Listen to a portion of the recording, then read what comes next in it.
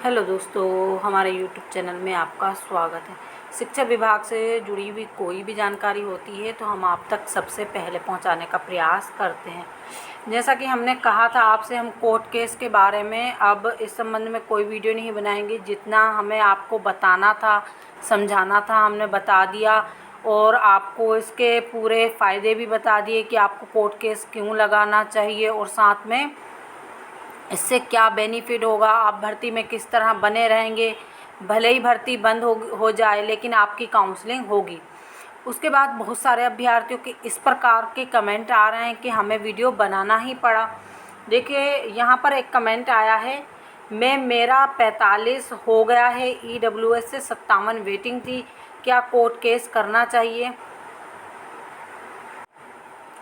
मेरी वर्ग 1 इंग्लिश में 117 वेटिंग है, मुझे केस करना चाहिए। इस प्रकार के बहुत अधिक कमेंट आ रहे हैं अलग अलग अभ्यर्थियों के। हमने अलग अलग कमेंट दिखाया, पूरे कमेंट तो नहीं दिखाएंगे, लेकिन इसी प्रकार के अधिकतर कमेंट आ रहे हैं कि किन वेटिंग वालों अभ्यर्थियों को कोई कोर्ट केस करना चाहिए। क्या है, थोड़ा मेरे मुंह में छाले हो रहे हैं, इसलिए आपको थोड़ा दिक्कत होगी समझने में, लेकिन फिर भी अब यहाँ पर सबसे बड़ा सवाल यही उठता है कि किन अभ्यर्थियों को कोर्ट केस करना चाहिए। देखिए, जो वेटिंग में हैं अभ्यर्थी, जैसे जिनकी 10 तक वेटिंग है, वो तो 100% क्लियर होगी, तो यहाँ पर वो अभ्यर्थियों को तो कोर्ट केस करना ही चाहिए।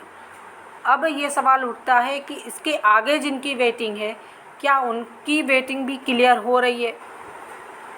तो अब यहाँ पर हम आपको ये बताएंगे, जैसे कि आप जिस सब्जेक्ट से जुड़े हुए हैं, सबसे पहले आप पूरे पदों को देखिए। किस तरह से आपको ये देखना है कि आपको कोर्ट केस करना है या नहीं करना है। सबसे पहले आपको क्या देखना है कि फ्रेश पद कितने निकाले गए थे। आप अपने हिसाब से, सब लोग अपने अपने सब्जेक्ट में यही कीजिएगा, क्योंकि देखिए हम एक एक सब्जेक्ट का वीडियो तो नहीं बना पाते हैं। हम पूरे ऑल ओवर सभी सब्जेक्ट के लिए ये वीडियो डाल रहे हैं, सभी को इसी प्रकार से लेकिन अपनी प्रोसेसर करना है। तो सबसे पहले आपको क्या करना है, पूरा फ्रेश पद देखना है, आपके इसमें कितने फ्रेश पद निकाले गए थे भर्ती में। ठीक है, आपको वो नोटिफिकेशन वाला जो नोटिफिकेशन जारी किया गया था उसका PDF निकाल लेना है। उसके बाद आपको क्या करना है, जो ESB ने जारी किया था उसमें फ्रेश पद देखना है और साथ में पूरे पद बैकलॉग के कितने निकाले गए और फ्रेश पद इसमें कितने हैं वो पूरा उसमें दिया हुआ है, आप देखेंगे। उसके बाद आपको क्या करना है कि कितने पदों पर भर्ती की जा चुकी है। फिर आपको ये देखना है, तीसरे नंबर पर आपको क्या देखना है, आपके सब्जेक्ट में कितने पदों पर भर्ती की जा चुकी है।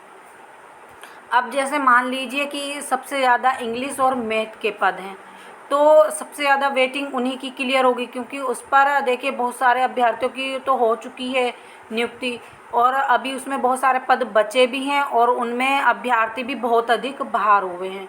क्योंकि देखिए जितने ज़्यादा पद निकलते हैं उतने अभ्यर्थियों की वेटिंग क्लियर भी होती है और उतने अभ्यर्थियों के बाहर होने का चांसेस भी बनता है। तो सबसे पहले आपको क्या करना है, जैसे कि ये इंग्लिश वाले अभ्यर्थी हैं तो इनको क्या करना चाहिए, सबसे पहले ऑल ओवर अपने विषय के पद देखना चाहिए। अगर पद जितने भी हैं आपको ये पद देख लिए, फिर आपको ये देखना है कि कितनी वेटिंग क्लियर हो चुकी है, यानी कितने अभ्यर्थी इसमें बाहर हो चुके हैं। फिर इसमें आपके फ्रेश पद में जो OBC जिस भी वर्ग आप कैटेगरी से जुड़े हैं, सबसे पहले उसको देखिए कि ये इसमें कितने पद आए हैं।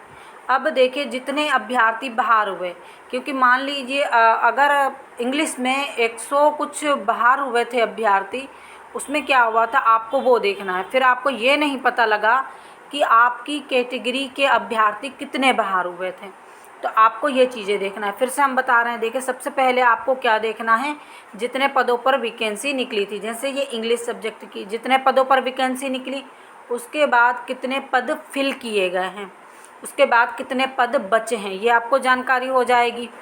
ठीक है, सबसे पहले फिर आप अपनी कैटेगरी देखिए कि आपकी कैटेगरी में कितने अभ्यर्थियों को ज्वाइनिंग दी गई और कितने पद बचे हुए हैं। ठीक है, फिर ये देखिए आप। फिर इसके बाद आप क्या देखिए कि जो 457 अभ्यर्थी बाहर हुए, उसमें आपके विषय से कितने अभ्यर्थी बाहर हुए हैं उसको देखिए।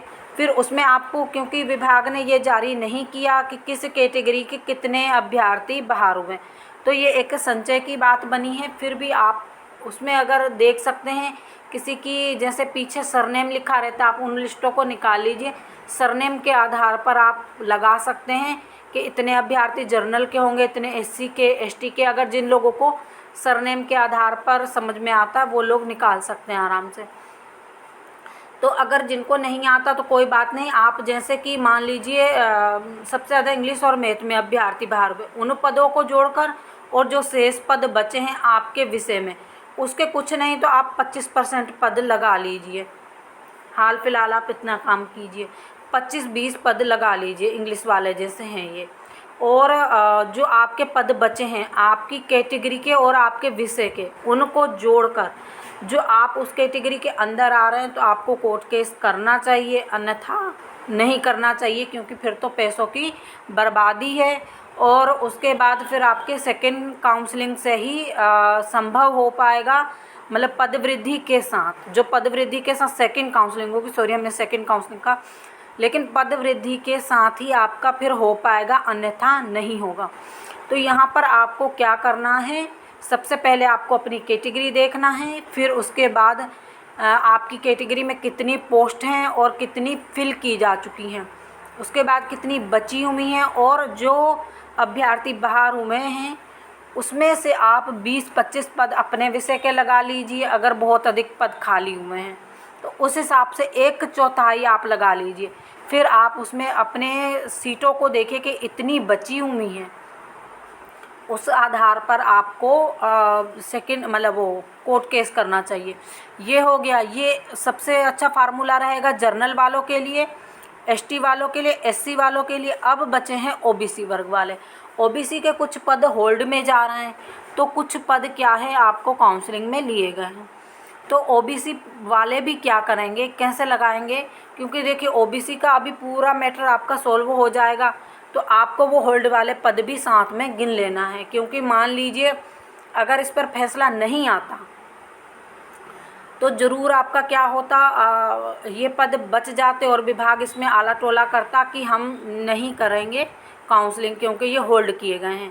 अब तो इस पर से 12 तारीख के बाद पूर्ण फैसला आप अभ्यर्थियों के पक्ष में आएगा, तो ये पद भी खोले जाएंगे और इस पर भी काउंसलिंग की जाएगी।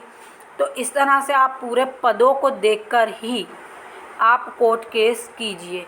इस प्रकार से आपको कोर्ट केस करना है। आप पहले खुद सर्च कीजिए, हम एक एक के विषय में कैसे सर्च करें, क्योंकि ये बहुत बड़ा काम हो जाता है। आप अपने अपने विषय में स्वयं सर्च कीजिए। बाकी किसी भी प्रकार की अगर दिक्कत हो, आपको परेशानी हो, तो वो भी आप हमें कमेंट के माध्यम से बताइएगा। बहुत अधिक कमेंट आएंगे, हम उस पर वीडियो बना देंगे, और अगर कम कमेंट होंगे तो कमेंट के माध्यम से हम जवाब दे देंगे। Thank you.